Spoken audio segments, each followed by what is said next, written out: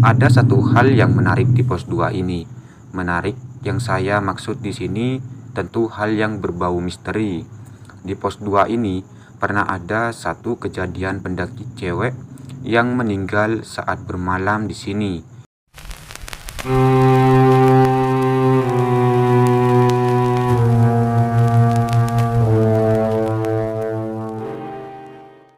Assalamualaikum warahmatullahi wabarakatuh.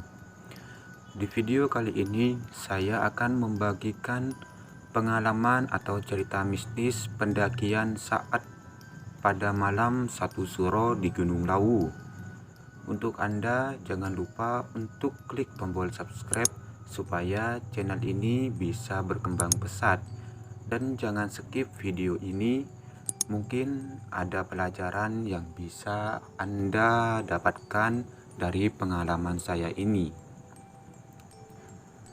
Beberapa tahun yang lalu, saya masih banyak waktu yang luang.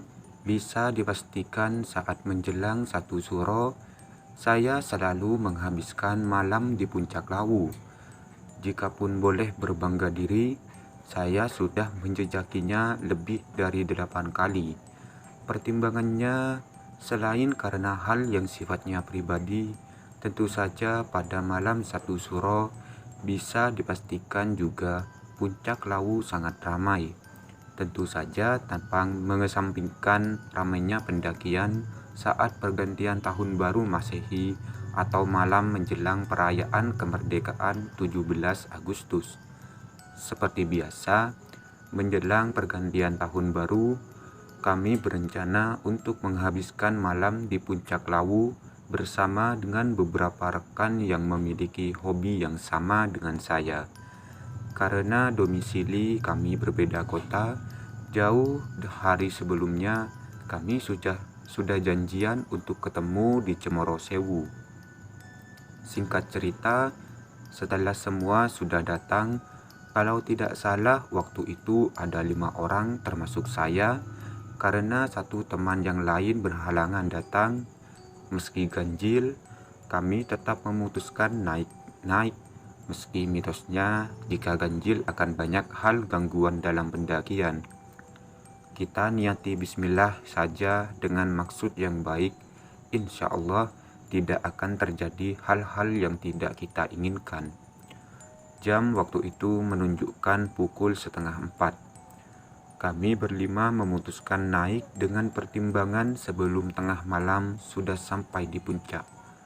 Paling tidak selambat-lambatnya pukul 11 malam sudah sampai puncak. Seperti halnya gunung-gunung yang lain, Gunung Lawu juga punya seabrek pantangan-pantangan yang harus kita patuhi. Saking seabreknya hingga banyak pendaki pemula yang urung naik karena grogi akan mitos yang ada di Gunung Lawu yang berketinggian 3.265 mdpl ini. Meski demikian, banyak pendaki yang berpendapat jika Gunung Lawu adalah salah satu yang paling indah, meski terbalut oleh kemistisannya. Hal ini sudah nampak pada pos 5 yang selalu ada sesajinya. Sebelum saya melanjutkan cerita lebih lanjut, mari kita kenali Gunung Lawu lebih jauh.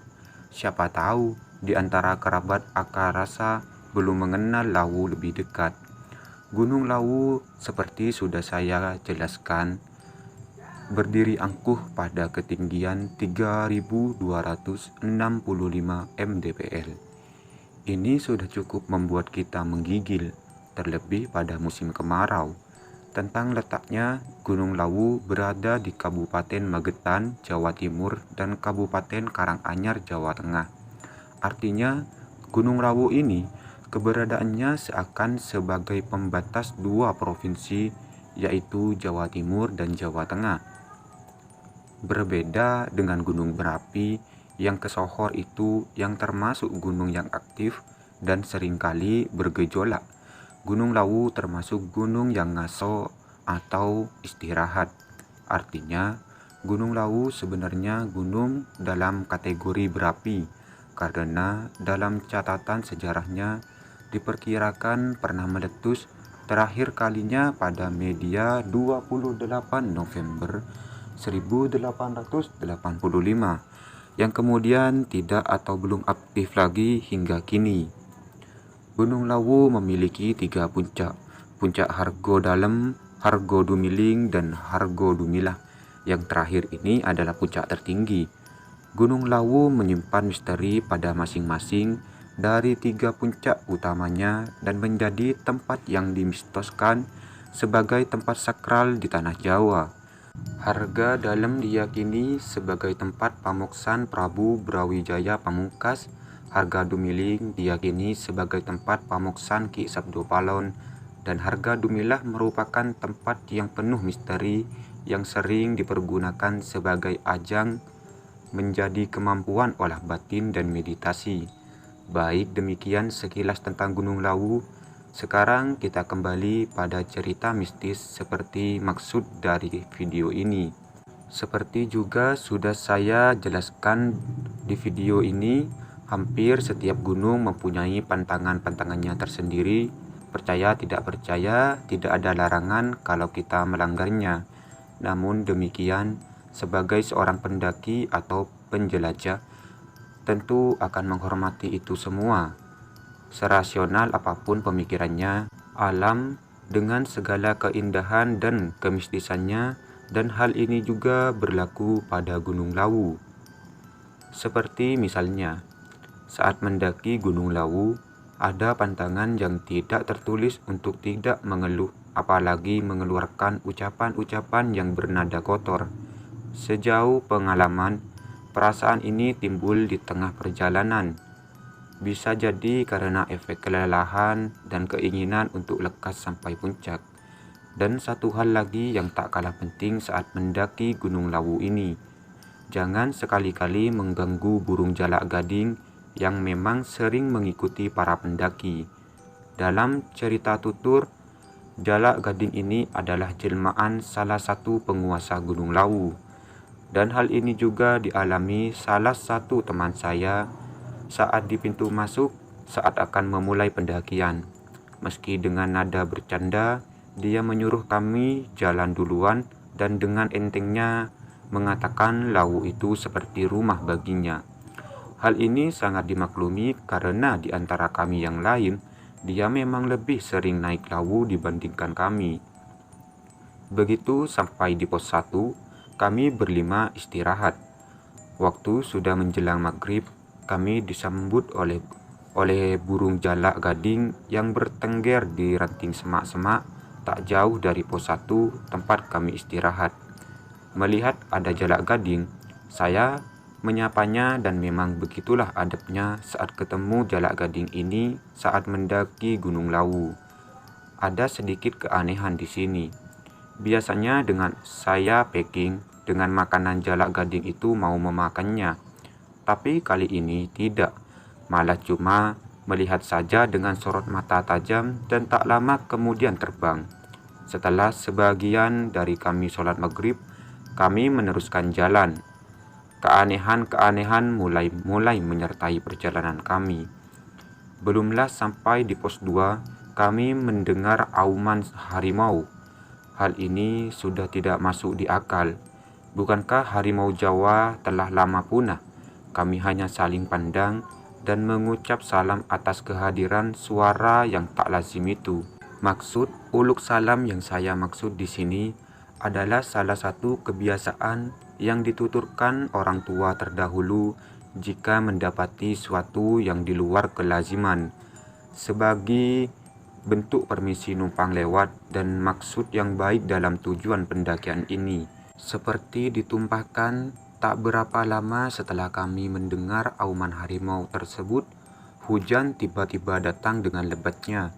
Untungnya kami sudah persiapkan mantel plastik yang sempat kami beli di salah satu toko di peralatan parkir Cemoro Sewu.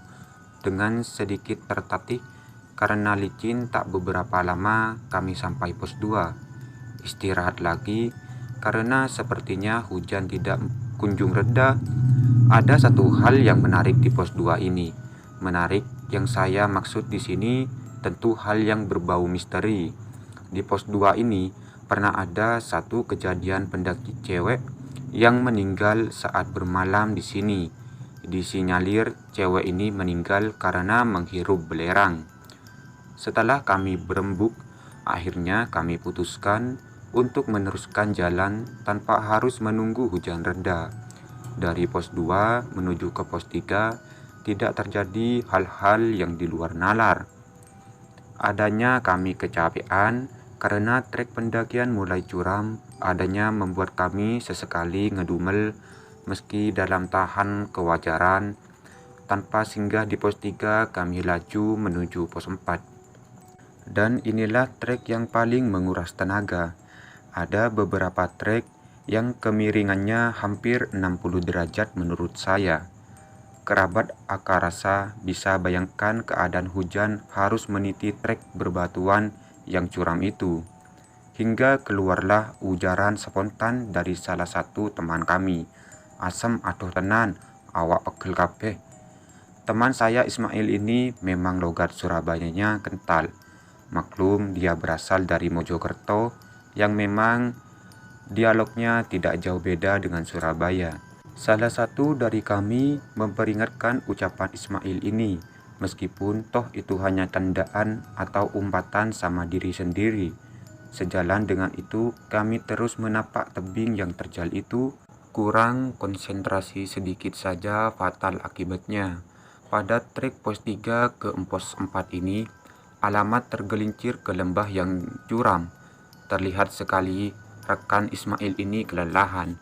Kebetulan dia ada di depan saya, sedangkan saya sendiri berapa paling belakang, atau sering diistilahkan sebagai sweeper.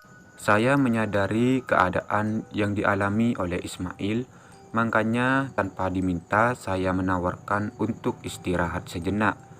Sementara 3 teman yang lain sudah ada di depan terlebih dahulu.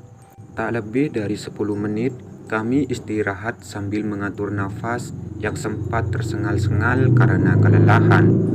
Akhirnya kami putuskan untuk lanjut jalan lagi. Nah, mungkin karena bawaan Ismail orangnya yang latah, barulah beranjak dia sudah berteriak. Maksudnya memberi kode 3 teman kami yang di atas. Beberapa kali teriakan, masih belum ada jawaban. Dengan sambil tertatih meniti tebing yang serupa tangga dari batu, ini saking tegaknya. Belumlah berpuluh meter kami berjalan dari teriakan Ismail yang terakhir, bukannya sautan balasan dari ketiga rekan kami, melainkan balasan suara cekikan, suara 2 perempuan. Mendapati hal demikian, tanpa dikomando, kami langsung berhenti dan saling pandang. Seakan sama-sama meyakinkan apakah kami berdua mendengar hal yang sama. Suara di atas kami itu kembali berulang, yang sepertinya seorang gadis dan seorangnya lagi gadis masih kecil. "Kang, krungu suara wedok rek," Ismail memastikan sambil menatap saya. Saya jawab hanya mengangguk sambil memberikan kode jari yang merujuk maksud 2 orang. Bisa jadi itu serupa kuntilanak atau sejenisnya, guman saya dalam hati. Sambil terus mendaki, sampailah kami pada dataran yang agak landai penuh ilalang. Sedikit lega karena tanjakan yang menguras tenaga ini terlampaui. Saya yang kebetulan memegang senter memastikan keberadaan suara perempuan yang sempat kami dengar di bawah barusan. Saya yakin saya mendengar suaranya. Dari tempat inilah kemungkinan sumbernya. Tapi hasilnya nihil. Saya dapati apapun selain jurang. Di sisi kiri kami dan ilalang yang basah oleh hujan yang masih menyisakan rinai lembutnya. Selain memastikan tidak ada siapapun selain kami berdua, dan rupa-rupanya rasa jengkel Ismail pun nular ke saya. Dengan bergumam saya juga ngedumel atas kejadian tersebut. Belumlah ngedumel itu sampai pada ujungnya, lagi-lagi kami dikejutkan oleh suara cekikan persis seperti yang pertama. Namun kali ini sumber suara pada jurang di sisi kiri kami. Sambil terus berjalan, saya hanya menimpali suara tersebut. Ketawalah sampai puas. Maaf, kami sibuk. Cari teman ketawa sama yang lain aja, siapa tahu ada. Ya, meskipun ini ngedobelan yang bisa jadi mereka tidak mendengar, tapi setidaknya cukup memuaskan saya atas gangguan-gangguan mereka. Sambil terus berjalan menuju pos 4 yang mungkin kira-kira 40-an menit dari tempat kami beristirahat, yang lantas mendengar suara cekikan. Sampailah kami di pos 4. Terlihat banyak orang dan tenda-tenda dari pendaki lain. Kami belum mendapati 3 rekan kami yang lain. Anggapan kami waktu itu kemungkinan mereka langsung menuju ke pos 5. Kami beristirahat sejenak sambil ngerokok untuk mengusir gigil malam yang semakin menua. Karena sedikit landai dan hujan pun sudah reda, perjalanan ke pos 5 ini relatif tidak menguras tenaga. Hanya saya merasa saja ada yang mengikuti perjalanan ke pos 5 tersebut. Namun sejauh hingga sampai ke pos 5 tidak terjadi hal-hal yang ganjil selain hanya ada beberapa batu di sepanjang perjalanan yang banyak sesaji itu. Sama seperti di pos 4, kami tidak mendapati ketiga rekan seperjalanan kami di pos 5 ini. Menghubungi mereka via HP jelas tidak mungkin, karena di atas ketinggian ini tidak ada sinyal. Jangan tanya pakai HT, kami tidak membawa itu semua. Itulah kekurangan kami, hingga kemungkinan hari menjadi pengalaman dan selanjutnya saat mendaki, kami selalu mempersiapkannya sebagai bekal yang penting. Karena kami tidak mendapati mereka yang sudah mencarinya dan di sekitaran tempat tersebut tidak ada keberadaan mereka, maka kami memutuskan untuk mendirikan tenda. Tak jauh dari tenda-tenda pendaki yang lain sampai di pos 5 ini, sambil berharap cemas memikirkan ketiga rekan kami ini yang belum kami ketahui keberadaannya. Tidak banyak yang bisa kami lakukan malam itu selain pasrah, dan tentu saja tak lepas doa semoga mereka tidak terjadi hal-hal yang buruk menimpa mereka. Tak terasa waktu terus berjalan, dan mungkin karena saking capeknya hingga saat kami saling dia, saya mendapati malah Ismail sudah tertidur. Karena tidak ada teman untuk berbicara, saya juga ikut rebahan di tenda, dan belumlah saya terlelap, saya dikejutkan oleh suara perempuan sedang berbincang. Ketika saya intip dari dalam tenda, tak jauh dari tenda kami ada dua orang gadis sedang duduk-duduk. Mungkin yang satu tak lebih dari 15 tahunan, sedangkan satunya lagi mungkin seumuran anak TK. Mendapati hal yang demikian, kemudian saya bangunkan Ismail sambil mencari senter. Saking kagetnya, barangkali saat saya bangunkan, Ismail malah nyeracau tak tentu arah. Nyawanya belum genap, orang Jawa bilang. Setelah sadar sepenuhnya, saya kasih tahu tentang keberadaan dua gadis yang duduk-duduk tak jauh dari tenda. Sayangnya, saat kami cari keberadaan dua gadis tersebut, sudah tidak di tempatnya lagi. Kami pastikan bahwasanya kedua gadis tersebut adalah makhluk tak kasat mata alias bangsa goib. Jarum jam sudah menunjukkan pukul 1. Keberadaan ketiga rekan kami hingga detik itu masih belum jelas keberadaannya. Sedikit berasumsi hal-hal buruk yang menimpa dan rencana-rencana esok hari yang harus kami lakukan jika hal buruk itu terjadi pada mereka. Bersamaan dengan itu, syukur alhamdulillah ketiga rekan kami sampai di pos 5. Terlihat wajah kelelahan mereka, sedikit saling menyalahkan di antara kami. Seperti halnya kami, mereka mengalami kejadian aneh yang bisa dikatakan bersamaan dengan kami. Singkat cerita, kami langsung mendirikan tenda tambahan dan sepakat untuk saling bercerita keesokan harinya. Malam yang penuh kejanggalan dan sangat melelahkan malam itu. Kami tidur dan tanpa melihat sunrise pada paginya. Pagi sambil menikmati sarapan mie rebus dan segelas kopi di warung di pos 5. Kami saling bercerita tentang malam itu.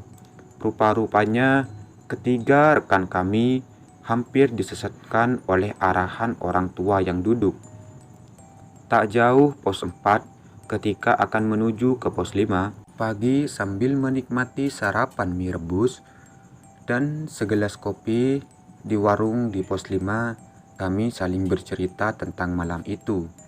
Rupa-rupanya ketiga rekan kami hampir disesatkan oleh arahan orang tua yang sedang duduk-duduk tak jauh dari pos 4 ketika akan menuju ke pos 5.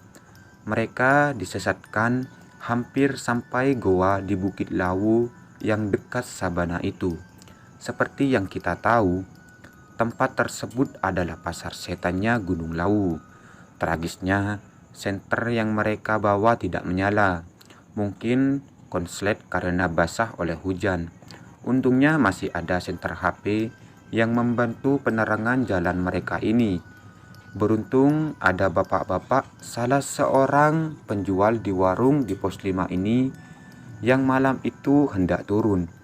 Mungkin bapak-bapak tadi melihat jalan yang mereka lalui salah dari sorot HP yang mereka bawa. Kemudian diteriaki.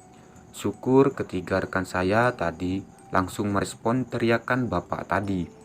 Setelah putar balik dan ketemu sama bapak-bapak yang meneriaki tersebut, mereka diberitahu kalau rute mereka salah dan mereka bercerita seperti yang saya jelaskan tadi. Barulah mereka sadar. Padahal di antara mereka bukan sekali dua kali mendaki Lawu. Itulah alam dengan segala keunikan dan kemistisannya. Tidak ada jaminan, meski berpengalaman lantas segalanya baik-baik saja. Meski dalam banyak hal pengalaman sangatlah membantu. Akhir kata, sekian dulu video yang lumayan panjang ini. Semoga bermanfaat dan dapat diambil pelajarannya. Saya undur diri. Wassalamualaikum warahmatullahi wabarakatuh.